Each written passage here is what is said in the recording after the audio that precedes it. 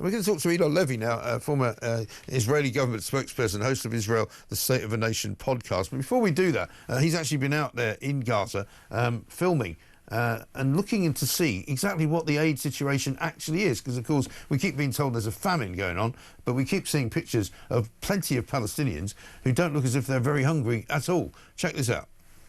You see that there? That is a sack of flour that the UN is letting rot in the sun. One of, I gave up trying to count how many hundreds of sacks of flour the UN is letting rot here instead of picking it up and taking it to people who need it inside Gaza. Be skeptical of these international organizations that keep blaming Israel to cover up their own incompetence. It's the easiest thing in the world to do. But as you see here at the Kerem Shalom crossing, plenty of aid that should be going to people inside enemy-held territory in Gaza, and the UN is letting it rot in the sun. Shameful. Simply shameful. And that, of course, is one of the great myths of what's been going on in Gaza, that we keep hearing that Israel is preventing aid from being distributed, aid from being delivered, aid from being brought into Gaza, when in fact it's already there. Let's talk to Elon and find out what is going on today. Elon, very good morning to you. Hello, good morning, Mike. Now, I mean, one of the first questions I've got for you is, we keep being told that Israel doesn't let people go into Gaza to film anything. So how did you manage it? Because the IDF takes journalists into Gaza on embeds. That's how it always works in a combat zone. The military takes journalists in a way that enables them to keep safe with protective equipment and with guards so that they can film the situation on the ground.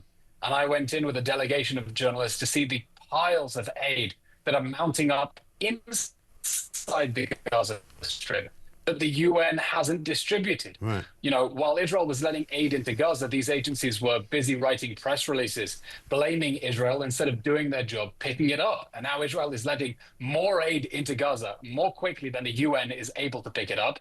And that backlog is only growing and growing. And Israel is urging the UN, do your jobs, pick it up, take it to the people who need it, and make sure that Hamas can't steal it. Right, and we've also seen that some of those images which were published on the front pages of newspapers around the world were, to say the least, not doctored as such, but were misrepresentations, because the people, the children who were looking so terribly gaunt and hungry and lacking in nourishment were actually sick children who are suffering for a different reason. Yeah, good, decent British people have been shocked by the images we're seeing in our newspapers that purported to show starvation in Gaza, when in fact they show children with pre-existing conditions, muscular dystrophy, cystic fibrosis, which is the reason they're in such a ghastly state, and those children need to be taken out of Gaza to seek medical treatment abroad. In fact, one of the children on the cover of the newspapers, held up as a poster boy of Israel's supposed starvation of Gaza, was already in Italy receiving medical treatment because Israel had facilitated his exit from Gaza to get the medical care that he needed. I think media consumers need to be aware of how they are being manipulated, because the journalists on the ground in Gaza are, in some cases, openly working for Hamas, and in the best cases, either intimidated by Hamas or sympathetic to Hamas. Nothing is getting out of Gaza in terms of images that the Hamas regime doesn't want you to see. There's never been a journalist who's published images that are inconvenient to the Hamas regime. It's an authoritarian or one-party jihadi state. It doesn't have a free press. So not to deny that there is serious distress and need inside Gaza, but people need to be skeptical of how that propaganda machine is trying to manipulate their emotions to try to end this war in a way that abandons hostages who are genuinely starving in the dungeons of Gaza and leaves Hamas in place to plot the next atrocities.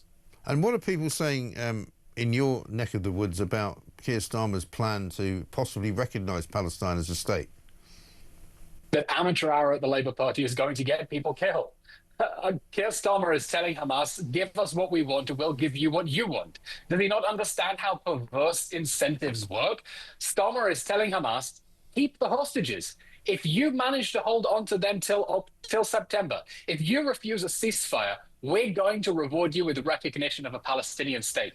So Keir Starmer is encouraging the Palestinians to look back at the bloodiest massacre of Jews since the Holocaust, the worst terror attack in Israel's history, the October 7th massacre, as the opening shot of their war of independence. He's rewarding terrorism, he's encouraging more of it, and he's making this situation worse. Israel and Hamas were on the brink of a ceasefire agreement.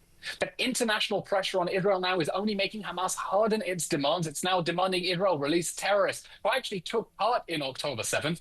And this student politics, this attempt to appease the Labour backbench, is only sabotaging chances of a ceasefire. And people are going to get killed as a result. I know, it's shocking state of affairs. Elon, good to talk to you. Thank you very much indeed. Elon Levy, a former Israeli government spokesperson, host of Israel State of a Nation podcast.